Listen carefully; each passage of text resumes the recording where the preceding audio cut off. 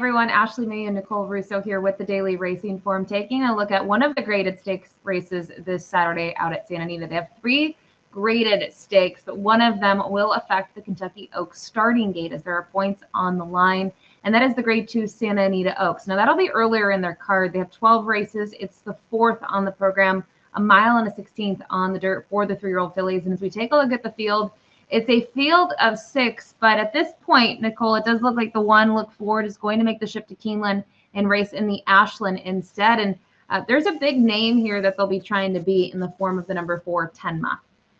Yeah, Tenma will look to keep rolling here and be at the head of the class of the California contingent going to the Kentucky Oaks.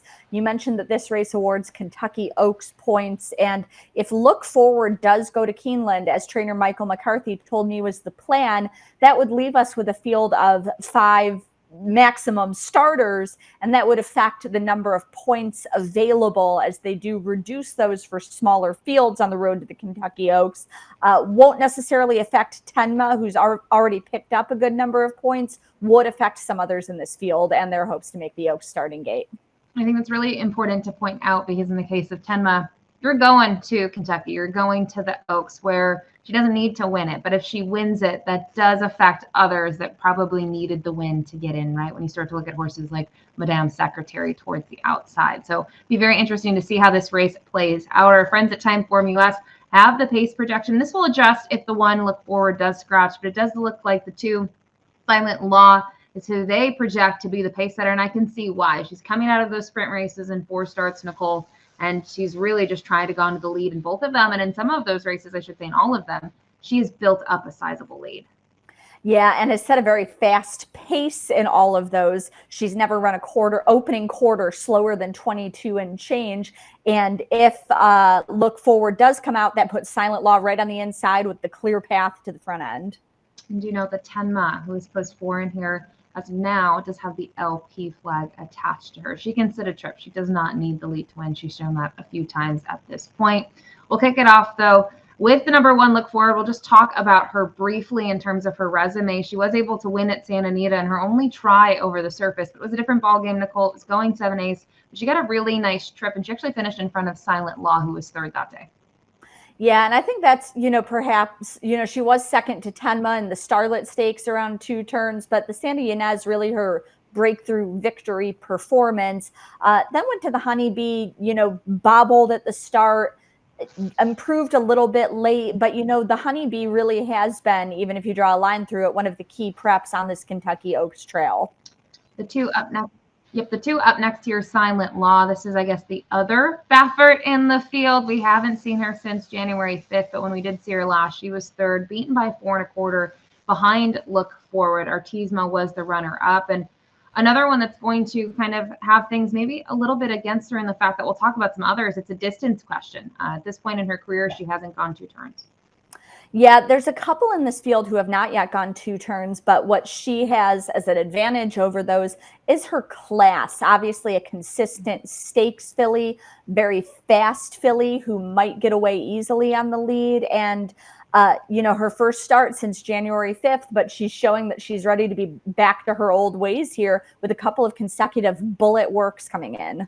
The 3 Vodka with a Twist up next. We'll take a look at her most recent performance, and it's not really recent. It's December 7th. It's at Los Al with that long stretch in the Grade 2 Starlet, and she's going to be well beaten in here. Tenma ends up cruising to a length and 3/4 victory. Look Forward's the runner-up, and it's tough to kind of now try to see her maybe, turning the tables on Tenma based on this performance alone. I think when that becomes more of an intriguing conversation is maybe 3 back, right? In the Del Mar Debutante at 7/8. She almost got the job done over Tenma, but she lost by a nose. And it's tough to really assess her off this last race because she is well beaten. We haven't seen her in a while. Yeah, she was a stakes winner around 1 turn early in the season last year, then just held her own the rest of the year as the distances gradually got longer. She was second in the Breeders' Cup Juvenile Fillies to Champion Immersive, was twice beaten by Tenma.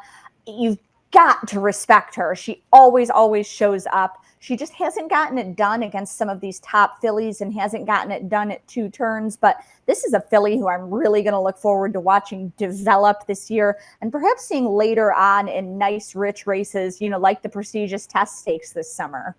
I think you bring up a great point about her runner-up in the Breeders' Cup Juvenile Fillies. She was game in there. I know she was beaten by 4.5, but she was trying to maybe chase a pace that went 22 flat to the opening quarter and just a tick below 45 to the half. The number 4, Tenma, up next. We will talk about her resume to this point. She's 4 for 5. She has a ton of wins under her belt. She's been able to win pretty narrowly earlier in her career, but her last 2, they've been sort of blowout wins, especially last time out at Santa Anita at a mile. And another one, she's had a little bit of a freshening, but we've seen her a couple months in between her races. It really doesn't affect her. Absolutely not. And, the race goes through her. She's only once beaten, and that was with a poor start. She's been progressive in her speed figures over her last 2 starts and also turning the corner from 2 to 3. A daughter of Nyquist, who had his best crop of juveniles perhaps yet last year, also the sire of Champion Immersive.